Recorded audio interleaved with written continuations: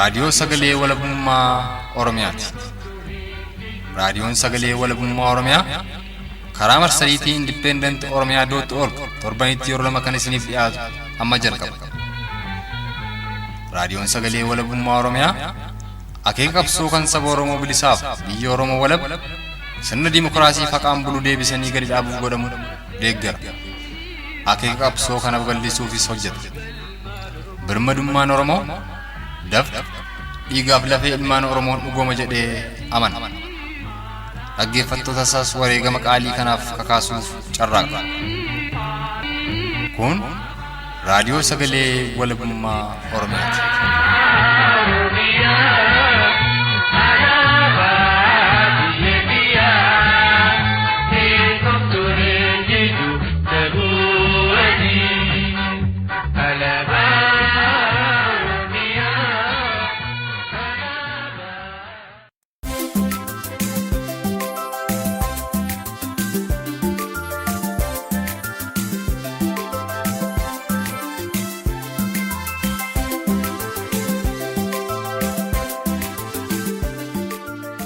Fulbaana tokko bara 2016 nagaa siin daganne dhaggeeffattoota keenya kabajamu ashamaa qophiilee keenya irraa qindeeffan qabannee isiniif dhiyaannee jirra itti dhiyaadhaa.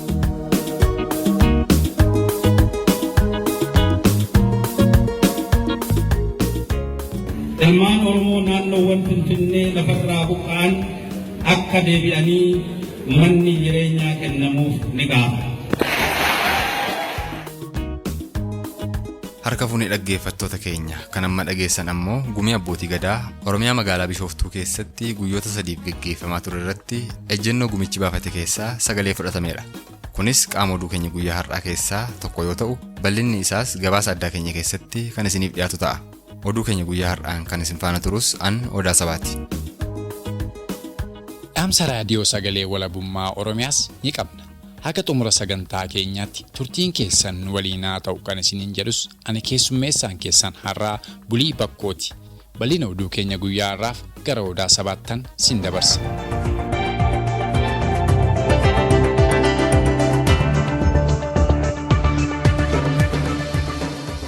Teessumni marii abbootii gadaa Oromoo godinoota Oromiyaa cufarraa walitti dhufan hirmaachisee godina Shawaa Bahaa magaalaa Bishooftuu hoteela Rizoortii Soodaree jedhamu keessatti guyyoota 3 erga gaggeeffamee booda gaafa fulbaana tokko bara 2016tti xumuramuunsaa dhaga'ame. Akka odeeffannoo arganne mul'isuutti gumiin abbootii gadaa xumura teessumichaa irratti ibsa ejjennoo qabxiiwwan 13 of keessatti hammatan kan labse yoo ta'u kunis irra jireessaan kan irratti xiyyeeffatu rakkoo Oromiyaa keessatti mootummaa koloneeffataa wayyaaneen raawwatamaa ture har'as itti jiruu fi akkasumas yaada furmaataa kan of keessatti hammatudha. Bal'ina isaa oduu keenyatti aansuun gabaasa addaa keenya keessatti qabannee kan isinitti deebinu ta'a. Oduu keenya birootiin uummata Oromoo gaaffii mirgaa karaa nagaan gaafachaa jiru irratti tarkaanfii ammeenyaa akka fudhataniif mootummaa koloneeffataa wayyaaneen loltootni bobbaafaman. Tibba kanas gara laafina tokko malee ilmaan Oromoo harka duwwaa haqa isaaniif falmatan irratti rasaasa roobsuun kaan ajjeesuu hidhuu fi dhaanichaan heelchuun yoo dhagaamu haaluma kanaan godina Harargee lixaa aanaa Masalaa keessatti tarkaanfiin ammeenyaaf suukanneessaan Oromoota araddaa waltaasis coomaa fi araddaa abbaa hamaan keessa jiraatan irratti fudhatamaa jiraachuu fi guyyoottan 3 darban kana keessattis yoo xiqqaate ilmaan Oromoo lakkoofsaan 15 ta'an rasaasa loltoota wayyaaneen irratti roobeen wareegamuu odeeffannoo gamasirraa arganneen beekuun danda'ameera. Bal'ina gabaasa kanaa xiiqii dhugaasatu qindeeffate. Erga mormiin mirga abbaa biyyummaa Oromiyaa mirkaneeffatu eegalees guutummaa Oromiyaa keessatti ilmaan Oromoo balii tokko malee hidhattoota mootummaa koloneeffataa wayyaaneen hidhamaa, ajjeefamaa fi cafaqamaa jiraatuun akkuma beekamu halli kunis erga mormiin guddaan akka guutummaa Oromiyaatti baatii darbe hagayya 6 bara 2016 gaggeeffame as godina Harargee lixaa aanaa Masalaa keessatti akkaan hammaatuun keessumaa motor barnoota 3 kana duguggaan sanyii ija baase ilmaan Oromoo haraddaalee aanaa Masalaatti jabaachuun loltoonni wayyaanee agaaziin uummata Oromoo aanaa Masalaa araddaa waltaasis isaan dheeta garatti baqatan ordofuun meeshaa ammayyaa kan sagalee hin qabne fayyadamuun bakka tokkotti namoota 15 ajjeesuu isaanii kan raadiyoo sagalee walabummaa Oromiyaatti himan kun jiraataa aanaa Masalaati. Isaanis haala kanaan gara nyaattoon haala ajjeechaan kun ilmaan Oromoo irratti loltoota wayyaaneen raawwate nutti eegalan. Qawweetti dhawanii bakka nama baqatee gaara seene qawween dhawanii bara mootummaan waraanni mootummaa qawwee wanni sagalee qabne dhawaniiti nama 15 akkana ajjeesanii sagalee dhageessisu sagalee meeshaan qabneen uummata isaan baqatee gaara seenu.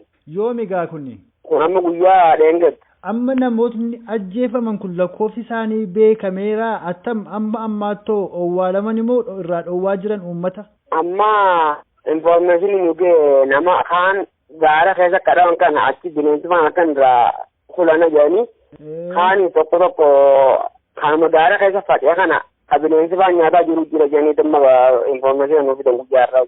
Waraanni sunoo ilaa amma gaaruma san seenanii jiranii? Amma waraanni milishaan argee baarraa dhufe halee deemanii jiranii. Makalaagaan ammaan tana makalaagaan gad milachanii ammaan tana araddaa waltaasis keessa jiran. Ilmaan Oromoo Hanaa Masalaa araddaa waltaasis keessatti loltoota mootummaa koloneeffataa wayyaanee Hagaaziin ajjeefaman hanga ammaatti reeffi isaanii kan hin fuudhamin ta'uu kan raadiyoo sagalee walabummaa Oromiyaatti himan jiraataan Hanaa Masalaa haala bakkasii irraa odeeffatuuf bilbille kun kaawwanis reeffa isaanii waraabessaan nyaatamaa jiraatu.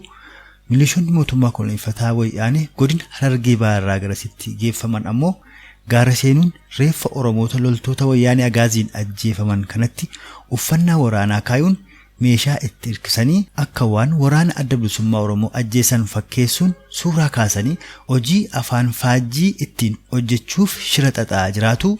Akkasumas tibba kana araddaalee Hanaa Masalaa keessatti namoonni 20 ajjeefamuu fi meeshaan aadaa qote bultootni Oromoo waan adda addaaf itti fayyadaman meencaan 4,000 ol guutummaatti qote bultoota Hanaa Masalaa irraa hiikamuu kan nutti himan jiraataan Hanaa Masalaa bakkasii irraa odeeffatuuf bilbilaan dubbifne kun dhumarrattis qabeenyi uummata Oromoo Hanaa Masalaa loltootaan saamamaa jiraatu shamarran Oromoos hidhattoota mootummaa koloneeffataa wayyaaneen dirqisiifamanii gudeedamaa jiraatus haala kanaan raadiyoo sagalee walabummaa Oromiyaatti himuun dubbii isaanii golaban. Godina Harargee Lixaatti jiraataan Hanaa Masalaa haala bakkasii irraa odeeffatuuf bilbilaan dubbifne kun. Ammaan tan akka isaan godhan gaara keessatti uummata kana fixaniiti uummata kana huccuu burreetti uwwisanii uummata jira kana jechuudha. Qawwees bira kaanii uummata abaa'ootiitu dhufe uummata abaa'oo gannee jedhanii maqaa balleessu jiran jechuudha. Huccuu burreetti uwwisanii qawwee bira kaanii yeroo ammaa.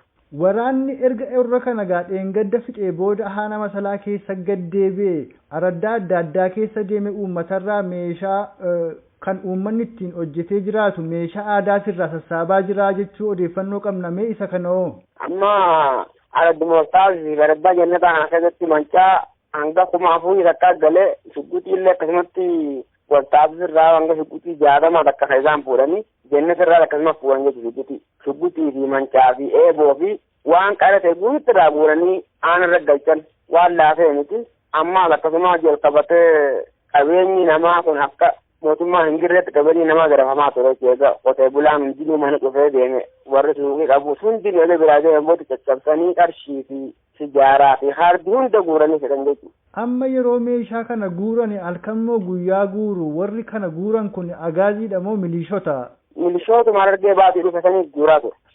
Godinuma Harargee Lixaa Hanaa Masalaa araddaa coomaa keessattis tarkaanfii ol fakkaataan uummata Oromoo irratti fudhatameera odeeffannoon jedhus jiru. Isa kana oomee osoo karaa raadiyoo sagalee walabummaa Oromiyaa uummata Oromoo dhageessiftanii odeeffannoo qabdanirraa. Amma kaniin amma jiru aradduma waltaasii araddaa jannat kana keessa waltaasii keessatti namni silaa gaafa sana dura hiriira ba'ee silaa mootummaa jibbaa mootummaa kana agarsiisaa ture guututti baqateeti gaara seenachumaan dhabame sun. Warra hawaasa duraana feetu gaara seene gaara dhumaa ture ammaas warri qabeenyi isaanii sana haduubaa badaa ture aradduma waltaasii kana keessa. Amma gaa waraanni warra gaara keessaa san fixee gaddeebi'e kun amma Hanaadhuma Masalaa araddaa waltaasis keessa jira. Warra du'aniin ala uummanni Oromoo gaaratti hafe jira laata amma? Ammaan tana kun galee haan gaachitti fixanii jiranii haan gaddeebiif irraa amma karaa biyyaa gad.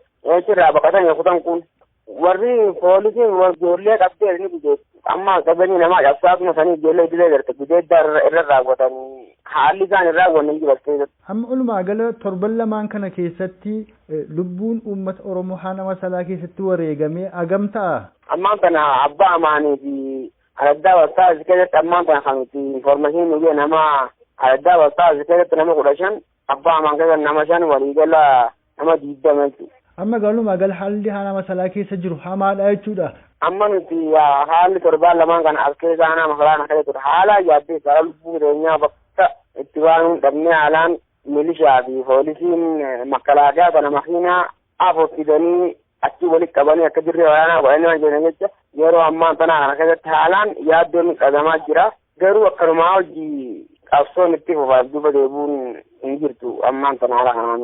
Qabsoon duuban deebuu garuu silaa hara tokkoon qabsoon itti Oromoo hidhattee eegee hidhattee booda silaa lolli hara lamaanii wal adeemsanii silaa akkasitti namuutu hundarraa silaa du'e bareedaadha. Anneen silaa jechuu barbaadu kana. Abdiin murannoo injifannoon uummata Oromoo ta'ee galatoomna. Oduudhuma wal fakkaatuun godina Shawaa Bahaa aanaa Fantaallee ganda Xuxxuuxii bakka Qorkee jedhamutti loltoota mootummaa koloneeffataa wayyaanee uummata Oromoo Karrayyuu meeshaa hiikkachiisuuf itti bobba'anii fi gootota ilmaan Oromoo Karrayyuu meeshaa keenya hin hiikkannu jedhan gidduutti lola guyyaa gaafa Hagayya 28 bara 2016 irraa eegaluun guyyoota 3 walitti fufiinsaan gaggeeffamaa tureen ilmaan Oromoo 3 wareegamuu fi 4 madaa'uun yoo dhaga'amu. Gama loltoota mootummaa koloneeffataa wayyaaneen ammoo agaaziin 4 battalumatti gootota ilmaan Oromoo Karrayyuun galaafatamuu fi kanneen madaa'an biroonis jiraachuu odeeffannoo maddeen keenyarraa arganneen beekuun danda'ameera. Kun kanaan osoo jiruu godina Shawaa Lixaa aanaa Jalduu ganda Oddoo Baddeessaa naannoo Saaxoo jedhamuun beekamu keessatti kaleessa Hagayya 31 bara 2016 waaree dura loltootni mootummaa koloneeffataa wayyaanee lakkoofsaan danuu ta'an gooticha Oromoo Obbo Galataa Itichaa jedhamu qabuuf deemanii mana isaatti marsanii ooluun yoo dhaga'amu.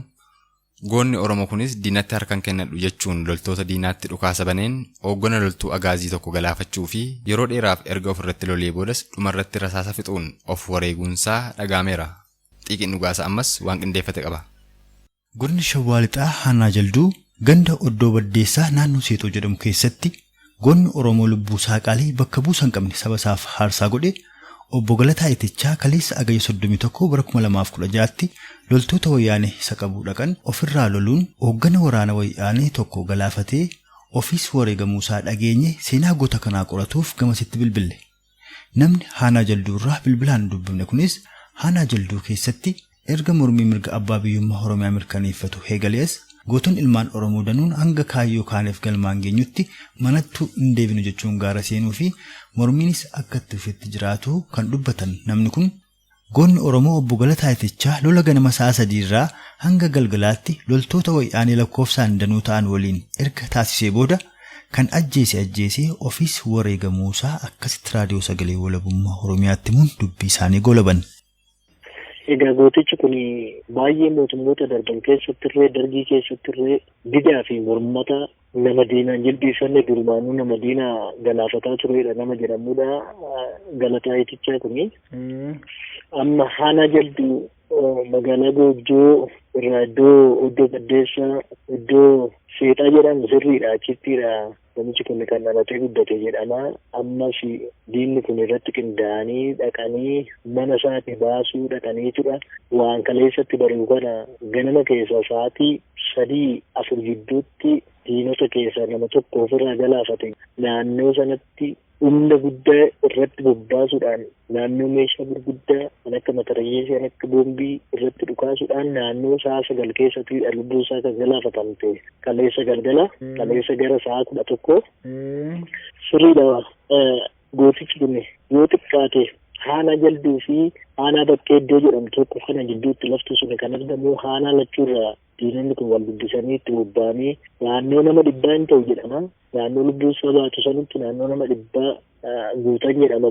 Duraan irree yoo harka muraasa ta'an naannoo inni duusanitti nama 100 hin ta'u jedhama. Akkasittiinidha lubbuu nama kanaa galaafatanii har'a waalchishaa dabarsan waan jedhamutu jira.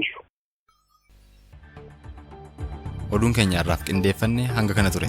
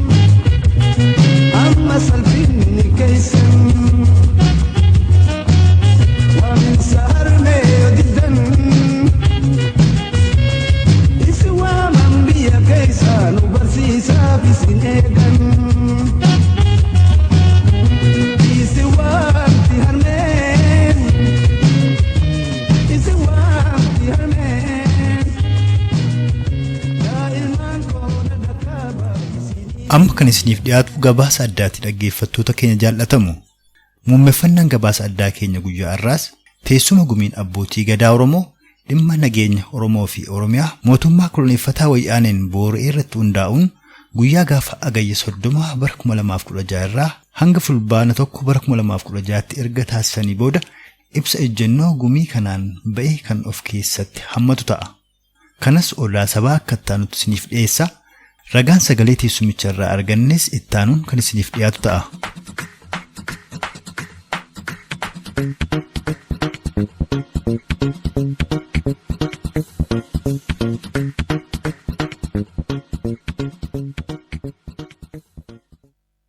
Gumiin abbootii gadaa Oromoo dhimma nageenya Oromoof Oromiyaa mootummaa koloneeffataa wayyaaneen boora'ee irratti hundaa'uun magaalaa Bishooftuu keessatti guyyaa gaafa agayya 30 bara 2016 irraa hanga fulbaana 1 bara 2016tti erga teessuma godhatee booda ibsa ejjennoo qabxiiwwan 13 of keessatti hammatu labsuun teessumicha cufeera.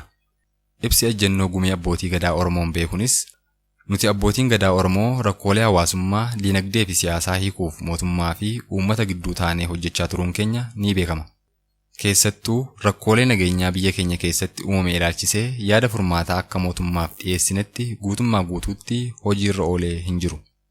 Gaaffilee uummatni qabatee hiriira ba'ullee abbootiin taayitaarra jiran gaaffii uummataa kana seeraan dhiyaatanii deebii kennuurra humna waraanaa qofaan fayyadamuun rakkoo hiikuu hin dandeenye.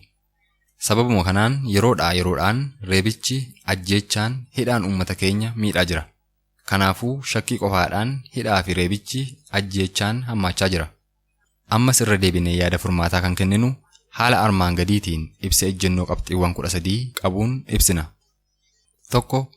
Uummatni Oromoo kamiyyuu godinaan, aanaan, gandaan, amantiinii fi ilaalcha siyaasaan osoo wal hin qoodin gaaddisa sirna gadaa jalatti duudhaa sirna gadaa Oromootiin tokkummaa keenyaan gadaa keenya ni jabeeffanna. 2. Waraanni mootummaa federaalaa daangaa biyyattii eeguu irra taree seeraan ala daangaa mootummaa naannoo Oromiyaa cabsee seenuun kutaawwan Oromiyaa adda addaa irra qabatee jiru. Waraanni kunis aadaa, duudhaa fi afaan uummatichaa waan hin beekneef hubaatii fidee jira. Akka sirni gadaa kaa'uun hoogganaan waraanaa Abbaa Duulaa jedhamu dhaabbannee isaa jalatti ammoo kuusaa, dabballee fi foolleedhaan rakkoowwan naannoo keenyaa kamirrattuu akka ofii keenyaan furannu uummata keenyaaf dhaamsa dabarsaa. Waraanni kun akka nurraa ka'u mootummaa federaalaa ni gaafanna. 3. Badii fi seera malee namootni keenya mana hidhaatti guuraman yeroo dhiyootti akka gadi lakkifaman sagalee tokkoon ni gaafanna. Kan jedhuu fi qabxiiwwan biroo 10 kan of keessatti hammatu yoo ta'u, ragaan sagalee qabxiilee hafanis akka itti aanutti kan isiniif dhiyaatu ta'a. Namoonni dhiiga Oromoo taatanii lammii keessan ajjeestanii fi ajjeesaa turtan waan amaaf dabarsitanii kennitan sobaaf dhagaa baatanii guyyaa har'aatii kaasee yaa'ii tokkummaa abbootii gadaa Oromoo kunii maqaa uummata Oromootiin kabaja guddaatiin badii darbee fi dhiifama gaafatanii dhugaa lammii keessaniitiif akka dhaabbattan isiniif dhaamna.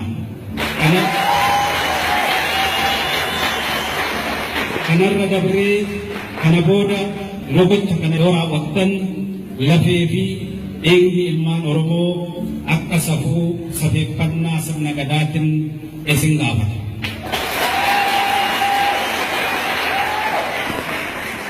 Shanaffaa ilmaan Oromoo naannoowwan Finfinnee lafarraa buqqa'an akka deebi'anii manni jireenyaa kennamuuf ni gaafata.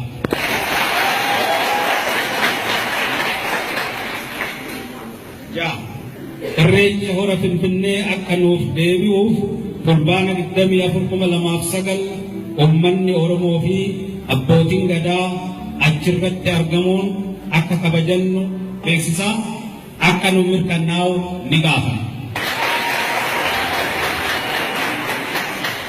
Qotee bulaa sababa babal'ina maaster pilaanii magaalotaa fi investimentii uummata keenya lafarraa buqqisaa jiraachuun akka nurraa dhaabbatu ni gaafanna.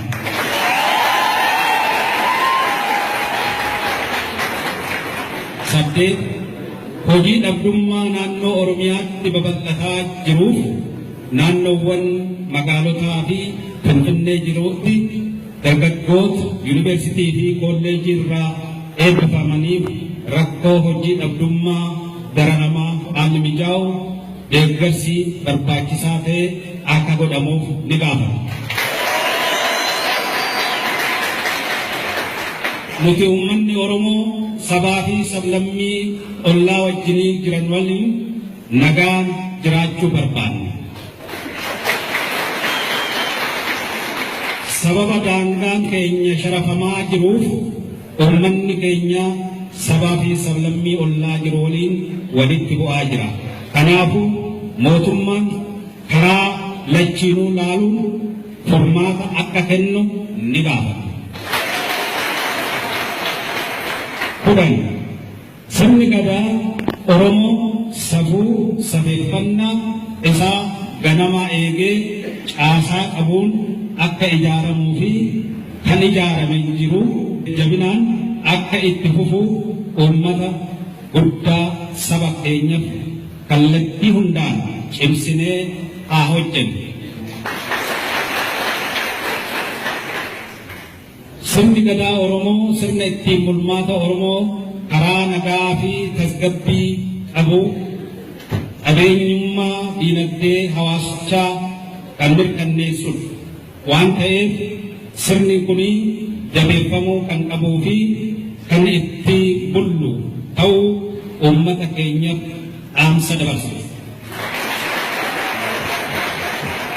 12 sirni gadaa Oromoo faajjii mataa isaa gurraacha diimaa adii kan qabudha.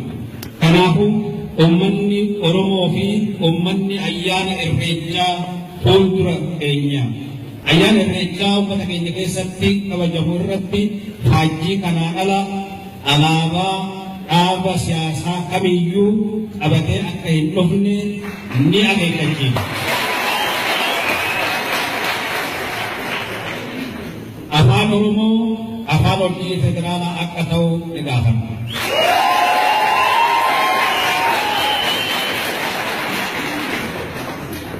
Agayya 25 bara 2008 soodame.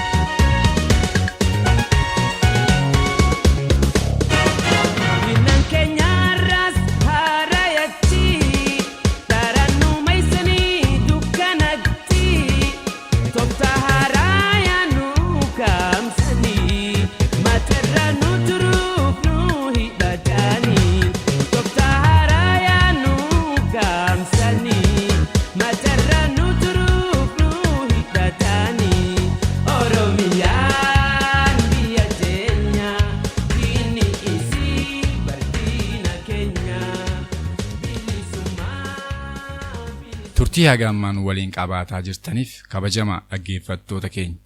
Amma kan isiniif dhiyaatu dhaamsa raadiyoo sagalee walabummaa Oromiyaati. Kanas odaa sabaa tarkaa qaba.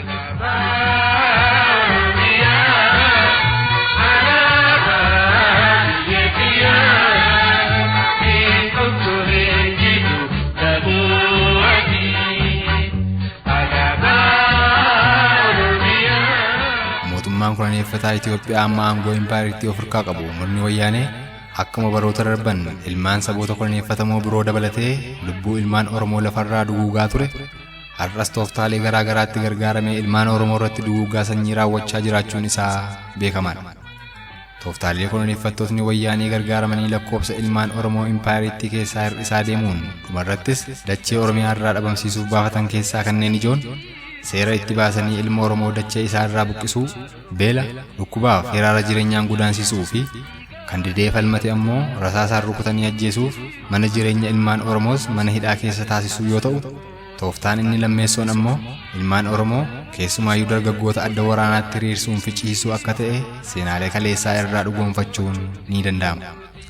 Tarsiimoof tooftaa wayyaanotaa kanneen keessaa ilmaan Oromoo adda waraanaatti hiriirsanii dhabama gochuu jechuun kan wayyaanotni baafatanii hojiitti siikaa dhagaan irratti xiyyeeffachuuf yoo yaalle akkuma beekamu gurmuun murna wayyaanii erga aangoo impaayiriitti harkatti galfatanii har'a waggaa 25 kan lakkoofsisan yoo ta'u, bara 1990moota keessas gargaarsa murna adda bilisummaa Eertiraa dabalachuun adda bilisummaa Oromoo erga impaayiriitti keessaa dhabamsiisanii booda fedhaniis haa ta'u osoo hin feene rakkoo murnoota kana lamaan gidduutti uumameen yookaan kan adda bilisummaa Tigraay fi adda bilisummaa Eertiraa gidduutti dhalateen dargaggoota Oromoo fedha adda waraanaatti hirmaachuu qabaniif kan fedha kana hin qabnes humnaan dirqisiisanii leenjii waraanaa baatilee muraasa laachuufiin kan gara baadimmeetti hiriirsan yoo ta'u, wal waraansa waggoota lamaaf humnoota kana lamaan gidduutti ta'eenis ilmaan Oromoo lakkoofsaan 70,000 olitti lakkaa'aman ficcisiisuun isaanii hin dagatamu. Egaa yeroo kanatti wayyaanotni fedha humna mootummaa Eertiraa injifatanii biyyattii dhuunfachuu qabaatanis yookaan qabaachuu baatanis kaayyoo kana galmaan ga'uutti kan hin milkaa'in hafan ta'uu fi haa ta'u malee milkaa'ina qaalii tokko galmeessuun isaanii qalbeeffatamuu qaba. Milkaa'inni isaan galmeessan kunis maali yoo jenne loltoota impaayiriitti 100,000 lola kana irratti dhuman keessaa parsantii 70 ol kan ta'u dargaggoota Oromoo akkuma ta'an, kunis humna dargaggoo Oromoo yoo biyya isaa irra jiraate sirna wayyaanotaaf mata dhukkubbii guddaa ta'uu danda'u lola kana irratti leenjii gahaa malee bobbaasuun ficcisiisuudha. Egaa kanarraa kan hubannu guddina biyya tokkoo keessattis haa ta'u qabsoo saba tokkoo keessatti humni dargaggeessaa hundee akkuma ta'e lola bara 1998 hanga 2000 gidduutti murnoota wayyaanee fi shaabiyaa gidduutti ta'eenis wayyaanotni dargaggoota Oromoo dhimma dhiitamuu haqa saba isaaniin isaan dura dhaabbachuu danda'anii fi gama biroon ammoo dhimma hojii dhabdummaa impaayiriitti keessatti dagaagee tureenis sirna wayyaanotaa irratti balaa geessisuu danda'an hundeen buqqisanii adda waraanaatti erguun ficcisiisuu kan danda'an ta'uu isaaniiti.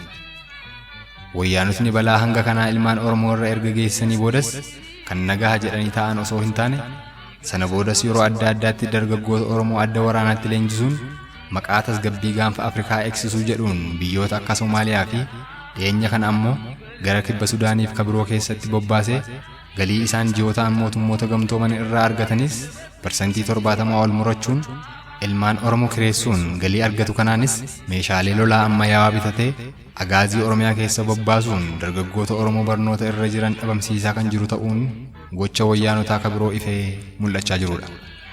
Egaa erga lola bara 1998 hanga 2000 gidduutti humna shaabiyaaf murna wayyaanotaa gidduutti ta'ee as carraan dargaggoota Oromoo jumlaan hiriirsanii ficcisiisuu hir'atus waggoota 15 booda dhaloota haaraa biqilee dhaloota qubee jedhameef gaaffii mirga abbaa biyyummaa saba isaas finiinsuun taa'uuf ijaajjuu isaan dhowwee kana gama danda'u hundaan dhiibee humna waraanaatti hiriirsee ficcisiisuuf jecha biyyoota ollaa isaa waliin wal dhabbee qabu haaromsaa yeroo inni itti jirutu argama.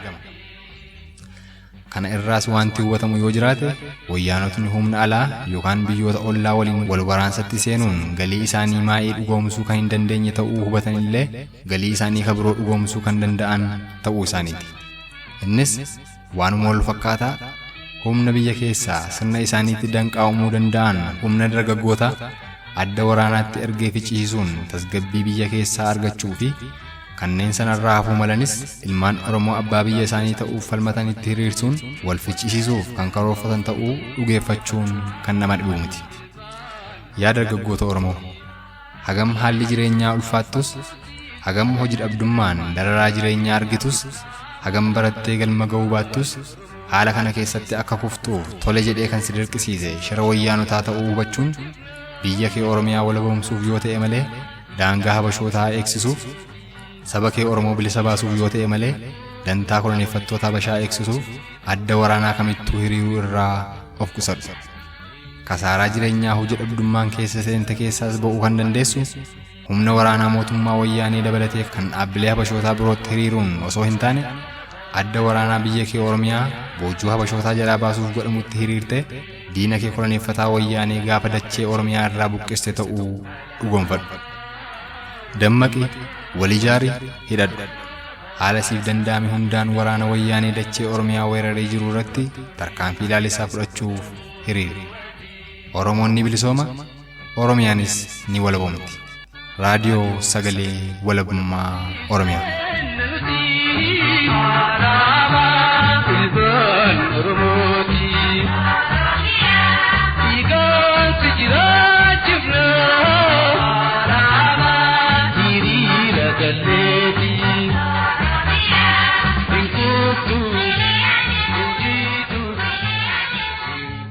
Egaan dhaggeeffattoota keenya qophiileen guyyaa har'aaf qabannee isiniif dhiyaanne haga kana ture. Sagantaa keenya yeroo biroon haga walitti deebinutti nageenyi uumaa isin bira haa jiraatu isiniin jecha turtii haga ammaan waliin qabaataa turtaniif hedduu isin galatoomfadha.